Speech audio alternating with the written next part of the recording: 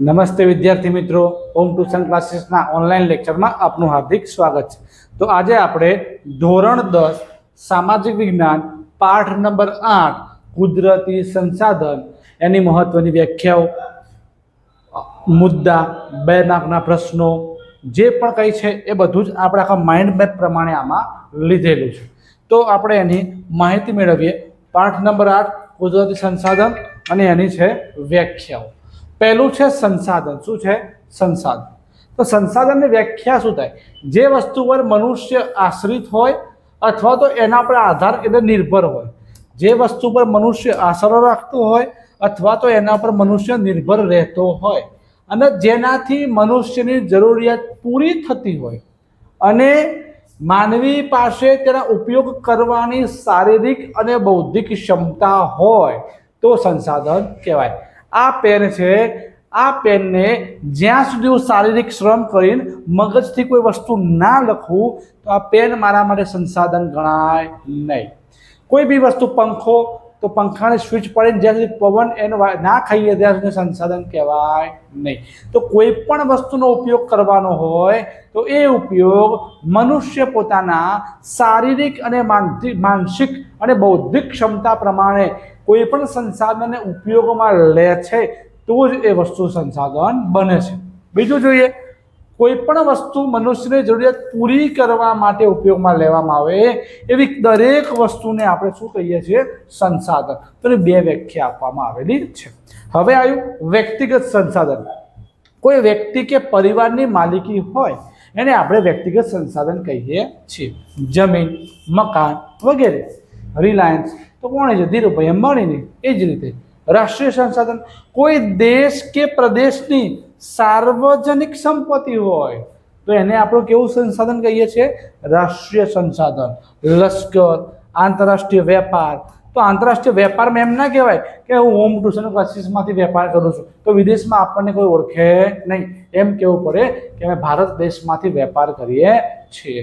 Next, વૈશ્વિક સંસાધન, સમગ્ર દુનિયામાં જોઈ શકાય એવું એટલે ભૌતિક કે અભૌતિક એવી તમામ સંપત્તિ કે જેનો ઉપયોગ કોના માટે થતો હોય? મનુષ્યના કલ્યાણ માટે થતો હોય તો એને કેવું સંસાધન કહેવાય? વૈશ્વિક સંસાધન।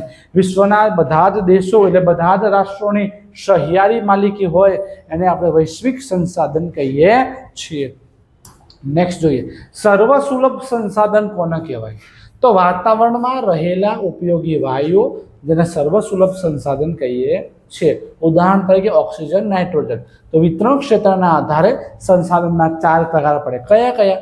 સર્વસુલભ સંસાધન, બીજું સામાન્ય સુલભ સંસાધન, ત્રીજું વિરલ સંસાધન, ચોથું એકલ સંસાધન। તો સર્વસુલભ સંસાધન વાતાવરણમાં રહેલા ઉપયોગી વાયુ, ઓક્સિજન, નાઇટ્રોજન પૂરું।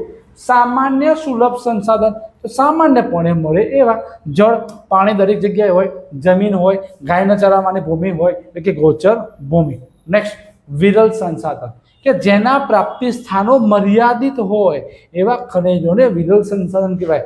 ભારતમાં કોલસો, પેટ્રોલિયમ, સોનું, તાંબુ, યુરેનિયમ ભારતના 28 રાજ્યો અને 7 કેન્દ્રશાસિત પ્રદેશ, રાષ્ટ્રીય રાજધાની દિલ્હી દરેક જગ્યાએથી નથી મળી આવતા। પ્રાપ્ત જે જગ્યાએથી મળતા હોય એના સ્થાન મર્યાદિત હોય, 4 કે 5 રાજ્યોમાંથી મળી આવતા હોય તો એવા સંસાધનને આપણે વિરલ સંસાધન કહીએ છીએ। એકલ સંસાધન, દુનિયામાં ભાગ્યે 1 કે 2 સ્થળેથી મળી આવતા સંસાધન હોય એને એકલ સંસાધન કહેવાય। એને દુર્લભ સંસાધન પણ કહેવામાં આવે છે। ક્રાયલાઇટ ખનિજ જે માત્ર યુરોપ ખંડના ગ્રીનલેન્ડ નામના દેશમાંથી મળી આવે છે, બીજે ક્યાંયથી પણ મળી આવતી નથી તો એને આપણે એકલ સંસાધન કહીએ છીએ। તો વિતરણ ક્ષેત્રના આધારે સંસાધનના 4 પ્રકાર પડ્યા। નેક્સ્ટ જોઈએ, જમીનનું નિર્માણ। તો 2 વ્યાખ્યાઓ છે। સામાન્ય રીતે ભૂમિના સપાટીનું ઉપલું પડ કે જ્યાં વનસ્પતિ ઉગે છે તો એને શું કહેવાય? જમીન કહેવાય। શું કહેવાય? જમીન। બીજું, જમીન પૃથ્વીના પોપડા પર ઘણા બધા કણોનું બનેલું એક પાતળું પડ છે એને પણ શું કહેવાય? જમીન કહેવાય। ત્રીજું, જમીનમાં શું હોય? હવા, ભેજ, હ્યુમસ, સેન્દ્રિય તત્વો વગેરે તત્વો જમીનમાં ભરેલા હોય છે। વ્યાખ્યા, જમીન ધોવાણ એટલે શું? જમીનના કણોનું ગતિશીલ કાં તો હવા દ્વારા કાં તો પાણી દ્વારા એક સ્થળેથી બીજા સ્થળે સ્થળાંતરિત થવું એને જમીનનું ધોવાણ કહેવાય. બીજી વ્યાખ્યા પણ એમાં છે કે જમીનના ઉપરના કણોનું ઝડપથી કુદરતી બળ એટલે કાં તો વાવાઝોડું આવ્યું હોય કાં તો પૂર આવ્યું હોય તો એના કારણે અન્યત્ર એટલે બીજી જગ્યાએ સ્થળાંતર થઈ જાય એને આપણે જમીનનું ધોવાણ કહીએ છીએ. નેક્સ્ટ, ભૂમિનું સંરક્ષણ કર્યું કોને કહેવાય? તો જમીનનું ધોવાણ રોકીને અથવા તો અટકાવીને જમીનની ગુણવત્તા છે એનો જો જાળવી રાખવામાં આવે તો એને આપણે શું કહીએ છીએ? તો એને આપણે ભૂમિનું સંરક્ષણ કર્યું કહેવાય. જમીનના સંરક્ષણનો સીધો સંબંધ કોના જોડે છે? તો માટીના જે મૂળ કણો છે આ મૂળ કણોને પોતાની મૂળ જગ્યાએ જાળવી રાખવામાં આવે તો એને શું કહેવાય? ભૂમિનું સંરક્ષણ કર્યું કહેવાય. હવે જમીન એટલે શું ને ભૂમિ એટલે શું? તો જેના પર તમે પાક વાવી શકો છો એને જમીન કહેવાય. જેના પર તમે બિલ્ડિંગ કે કોઈ વસાહત ઊભી કરી શકો છો એને ભૂમિ કહેવાય. નેક્સ્ટ જોઈએ, જમીનના કુલ કેટલા પ્રકાર? તો ICAR નામની સંસ્થા દ્વારા Indian council of agriculture research દ્વારા ભારતીય કૃષિ વિજ્ઞાન સંશોધન દ્વારા જમીનના 8 પ્રકાર પાડવામાં આવ્યા. કેટલા પ્રકાર? 8 પ્રકાર પાડવામાં આવેલા છે. તો જમીનના 8 પ્રકાર ભારતીય કૃષિ સંશોધન પરિષદ ICAR Indian council of agriculture research દ્વારા જમીનના 8 પ્રકાર પાડવામાં આવે છે. એમાં પણ સિસ્ટમ છે. પહેલા 2 ક ઉપર છે, બીજા 2 ર ઉપર છે, બીજા 3 પ ઉપર છે, છેલ્લે વધ્યું જંગલ. તો જો બેટા, કા ઉપર કાપણી જમીન, બીજો કા ઉપર કાળી રેગુર કે કપાસની જમીન, ર ઉપર રાતી કે લાલ જમીન, બીજા ર ઉપર રણ પ્રકારની જમીન, પ તો કે પર્વતીય જમીન, પછી પ એટલે પીઠ કે દલદલ પ્રકારની જમીન, ફરીથી પ પડખાવ કે લેટરાઇટ જમીન અને જ એ જંગલ પ્રકારની જમીન. 2 કા ઉપર, 2 રા ઉપર, 3 પ ઉપર અને 1 જ ઉપર. તો જમીનના કુલ કેટલા પ્રકાર છે? તો જમીનના કુલ 8 પ્રકારો પડે છે. નેક્સ્ટ જોઈએ, જમીન ધોવાણ એટલે શું અને એને મારે અટકાવવું હશે તેના ઉપાયો. તો પહેલાં જમીન ધોવાણની વ્યાખ્યા આપણે આગળ જોઈ. જમીનના કણોનું ગતિશીલ હવા કે પાણી દ્વારા એક સ્થળેથી બીજા સ્થળે સ્થળાંતરિત થવું એને જમીનનું ધોવાણ કહેવાય. બીજી વ્યાખ્યા, ઉપલા જમીનના કણો ઝડપથી કુદરતી બળ દ્વારા અન્યત્ર સ્થળે સ્થળાંતર થાય એને પણ શું કહેવાય? જમીનનું ધોવાણ કહેવાય.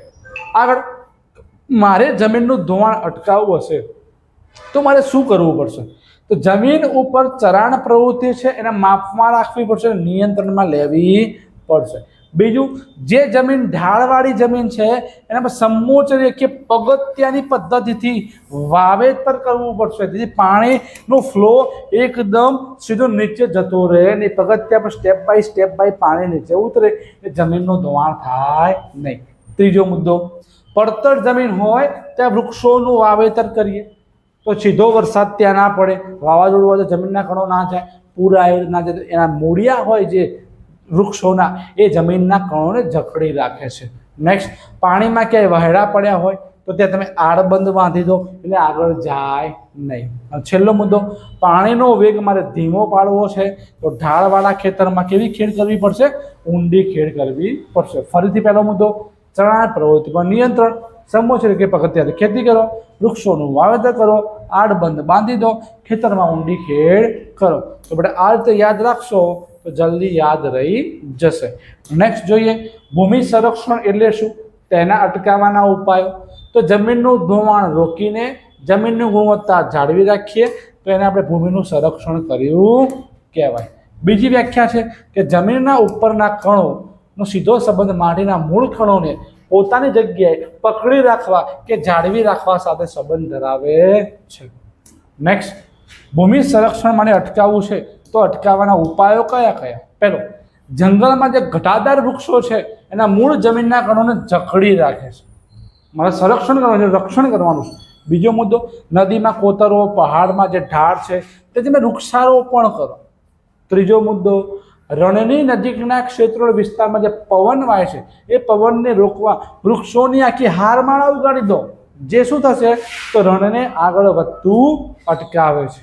એના પછી, નદીઓના જે પૂર આવ્યું તો અન્ય નદીમાં વાળી દો અથવા તો જે નદી સૂકી નદી છે એમાં વાળી દો તો ભરીને અંકુશમાં એટલે માપમાં રાખવામાં આવે છે. નિયંત્રણ વગરના ચરણથી પહાડનું સ્તર ઢીલું પડી જાય છે, તો આપણે એને અટકાવવું જોઈએ. ક્ષિતિજ સમાંતર ખેડ, સીડીદાર ખેતરો જેવી પદ્ધતિ આપણે અપનાવવી જોઈએ. ફળદ્રુપતા ગુમાવી બેઠેલી જે જમીન છે એ જમીનમાં પુનઃ સેન્દ્રિય પદાર્થોનું ઉમેરણ કરો. તો એવી પદ્ધતિ કરશો તો શું કરશો? ભૂમિનું સંરક્ષણ કર્યું કહેવાય. જંગલોના આચ્છાદનના કારણે મૂળ કણોને જકડી રાખે છે. નદી હોય, ઢાળવાળા કોતર હોય તો વૃક્ષારોપણ કરો. રણની ક્ષેત્રમાં આવતા પવન છે રોકવા વૃક્ષોની હારમાળા કરો. રણને આગળ બધું અટકાવશે. નદીઓમાં પૂર આવ્યું હોય તો બીજી નદીમાં વાળ દો અથવા સૂકી નદીમાં વાળ દો. અનિયંત્રિત ચરણથી પહાડનું સ્તર ઢીલું પડી ગયું હોય તો એને અટકાવો. ક્ષિતિજ સમાંતર ખેડ કરો.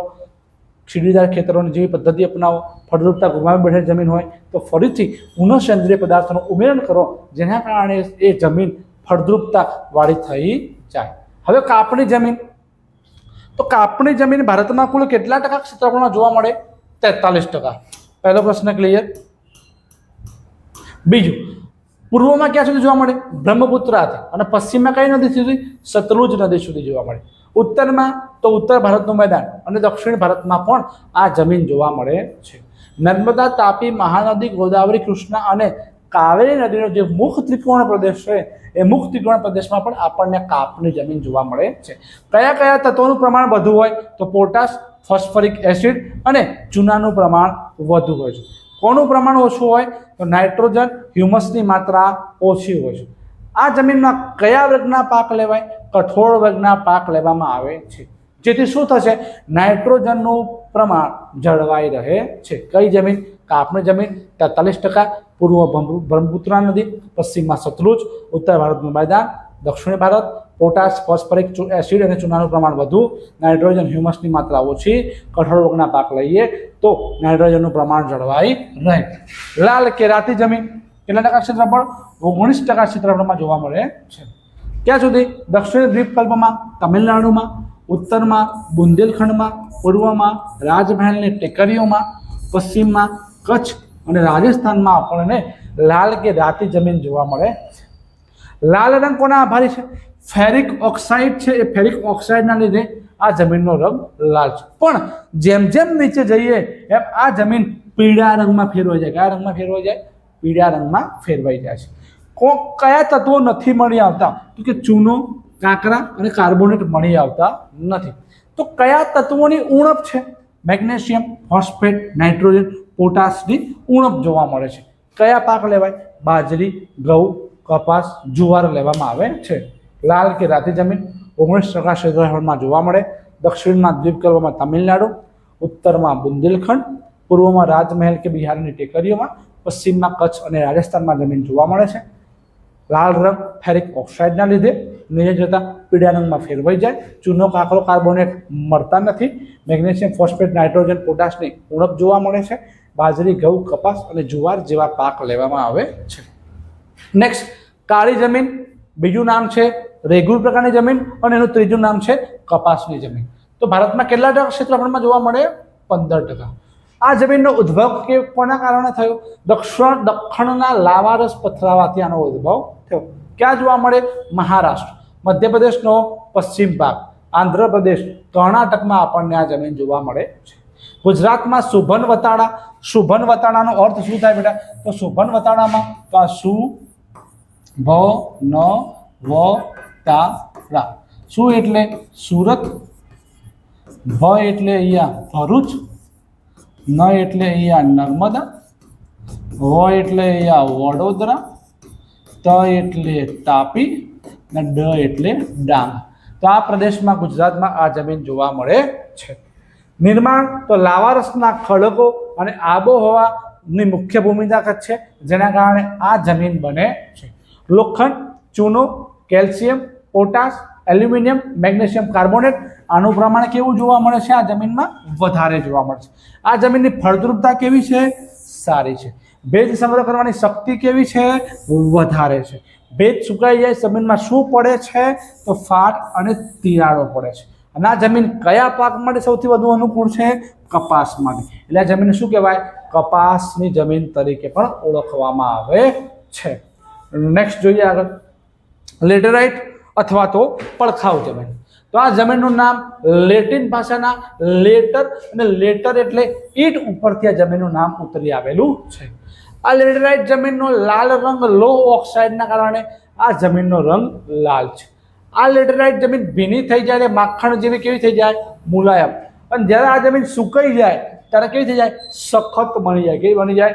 સખત બની જાય છે. આ જમીનનું નિર્માણ કોના કારણે થયું? તો સૂકી અને ભેજવાળી આબોહવાના પરિવર્તન આવ્યું અને પરિવહનથી સિલિકામય પદાર્થો ભેગા થયા અને નિવારણથી આ જમીન બનેલી છે. ભારતમાં ક્યાં જોવા મળે? દ્વીપકલ્પીય ઉચ્ચ પ્રદેશમાં જે ઊંચાઈવાળા વિસ્તારો છે ત્યાં આપણને લેટેરાઇટ કે પડખાઉ જમીન જોવા મળે. કયા તત્વોનું પ્રમાણ વધારે હોય? કે લોહ તત્વ, પોટાશ, એલ્યુમિનિયમનું પ્રમાણ વધારે હોય. પણ આ જમીનની ફળદ્રુપતા કેવી છે? તો જમીનની ફળદ્રુપતા ઓછી છે. આ જમીન પડ ખાઈ જાય છે એ નામ શું પડ્યું? પડખાઉ. જો પડ ધોવાઈ જાય છે અને ખાતર નાખીને કપાસ, ડાંગર, રાગી, શેરડી, ચા, કોફી જેવા તમે પાક લઈ શકો છો. નેક્સ્ટ જોઈએ રણ પ્રકારની જમીન. તો રણ પ્રકારની જમીનમાં આબોહવા કેવી હોય? તો સૂકી અને અર્ધ સૂકી આબોહવા જોવા મળે છે. આ જમીન કેવી હોય? રેતાળ હોય અને ઓછી ફળદ્રુપ હોય. દ્રાવ્ય ક્ષારોનું પ્રમાણ કેવું હોય? તો વધારે હોય. ક્યાં જોવા મળે? ગુજરાતના ઉપર રાજસ્થાન, રાજસ્થાનના ઉપર પંજાબ અને પંજાબના નીચે હરિયાણા. તો કે રાજસ્થાન, હરિયાણા અને પંજાબનો કયો ભાગ? દક્ષિણ ભાગમાં આપણને રણ પ્રકારની જમીન જોવા મળે છે. તો ગુજરાતમાં પણ જોવા મળે. ક્યાં જોવા મળે? કચ્છમાં, સૌરાષ્ટ્રમાં અને ઉત્તર ગુજરાતમાં આપણને આ રણ પ્રકારની જમીન જોવા મળે છે. નેક્સ્ટ પર્વતીય જમીન. તો હિમાલયમાં જે ખીણો આવેલી છે, જે ઢાળવાળા ક્ષેત્રો વિસ્તાર આવેલા છે, ત્યાં 2700 મીટરથી લઈને 3000 મીટરની ઊંચાઈ સુધી આપણને પર્વતીય જમીન જોવા મળે છે. આ જમીનનું સ્તર કે પડ કેવું છે? પાતળું છે અને અપરિપક્વ છે. આ જમીન ક્યાં જોવા મળે? તો અસમ, દાર્જિલિંગ પશ્ચિમ બંગાળ, ઉત્તરાખંડ અને હિમાચલ પ્રદેશમાં અને કાશ્મીરમાં આપણને આ જમીન જોવા મળે છે. આ જમીનમાં કયા વૃક્ષો થાય? દેવદાર, ચીડ અને પાઇન જેવા વૃક્ષો આપણને આ જમીનમાં જોવા મળે છે. નેક્સ્ટ જંગલ પ્રકારની જમીન ક્યાં જોવા મળે? તો હિમાલયના શંકુદ્રુમ જંગલોમાં 3000 મીટરથી લઈને 3100 મીટરની ઊંચાઈ સુધી જોવા મળે છે. કઈ જગ્યાએ? તો સહ્યાદ્રી પર્વતમાળામાં, પૂર્વ ઘાટમાં, મધ્ય હિમાલયના તરાઈના જંગલોમાં આપણને આ જંગલ પ્રકારની જમીન જોવા મળે છે. આની વિશેષતા શું છે? તો વૃક્ષોના ખરેલા પાંદડાથી ભૂમિ સપાટી ઢંકાઈ જાય. ભૂમિ સપાટી ઢંકાઈ ગઈ પછી આ પાંદડા સડી ગયા. શું થઈ ગયા? સડી ગયા. એમાંથી સેન્દ્રિય તત્વોનું પ્રમાણ વધી ગયું. સેન્દ્રિય તત્વોનું પ્રમાણ વધી ગયું, જમીનમાં ઉપરનો ભાગ કાળો થઈ ગયો. કેવો થઈ ગયો? કાળો. અને નીચે જતા આ જમીન ભૂરા કે લાલ રંગમાં ફેરવાઈ ગઈ. એટલે કઈ જમીન? જંગલ પ્રકારની જમીન. ચા, કોફી, મકાઈ જેવા પાક લેવામાં આવે છે. દલદલ કે પ્રીટ પ્રકારની જમીન. તો આ જમીન ભેજવાળા વિસ્તારમાં જૈવિક પદાર્થોના સંચયનથી આનું નિર્માણ થાય છે. બીજું, વર્ષાઋતુ દરમિયાન આ જમીન પાણીમાં શું હોય? ડૂબેલી હોય. પણ જ્યારે પાણી સુકાઈ જાય, ઓસરાઈ જાય એટલે આ જમીનમાં ડાંગરની ખેતી કરવામાં આવે. કઈ ખેતી? ડાંગરની ખેતી કરવામાં આવે છે. જૈવિક પદાર્થો, ક્ષારોનું પ્રમાણ વધુ હોય છે. ફોસ્ફેટ અને પોટાશની ઉણપ એટલે ઓછું જોવા મળે છે. આ જમીનને ક્યાં જોવા મળે? તો કે ઓડિશા, પશ્ચિમ બંગાળ, તમિલનાડુ, બિહારનો ઉત્તર ભાગ. તો કે બિહારનો કયો ભાગ છે? મધ્ય ભાગ છે. ઉત્તરાખંડના અલ્મોડા જિલ્લામાં આ જમીન જોવા મળે છે. પણ દલદલીય કે પીટ પ્રકારની જમીન મર્યાદિત વિસ્તારમાં આપણને જોવા મળે છે. હવે આવ્યું સંસાધનનું સંરક્ષણ અને આયોજન એટલે શું? તો સંસાધનનું મારે સંરક્ષણ કરવું હોય, મારે એનું આયોજન કરવું હોય તો શું કરવું પડશે? તો સૌથી પહેલાં કોઈ એક દેશ કે પ્રદેશમાં એક એકમ ગણી લેવાનો. પછી એના ઉપયોગમાં લેવાયેલ હોય એ, હજુ પણ વપરાયેલા હોય એવા કે સંભવિત સંસાધનો હોય તેનું જાળવણી કરવાની કે ભાઈ કેટલા વપરાય છે, કેટલા બાકી છે અને નજીકના ભવિષ્યમાં કેટલી સુધી આ વસ્તુ પહોંચશે. બીજું, જે સંસાધનનું પ્રમાણ મર્યાદિત છે, ફરીથી ન બનાવી શકાય, ખૂટી જાય એવા છે, અનવીનીકરણીય છે, તો વૈજ્ઞાનિક પદ્ધતિથી એનું દોહન કરવું જોઈએ. વૈજ્ઞાનિક પદ્ધતિથી એનું દોહન કરવું જોઈએ. તેના વપરાશ અનિવાર્ય હોય ત્યાં જ કરવો જોઈએ.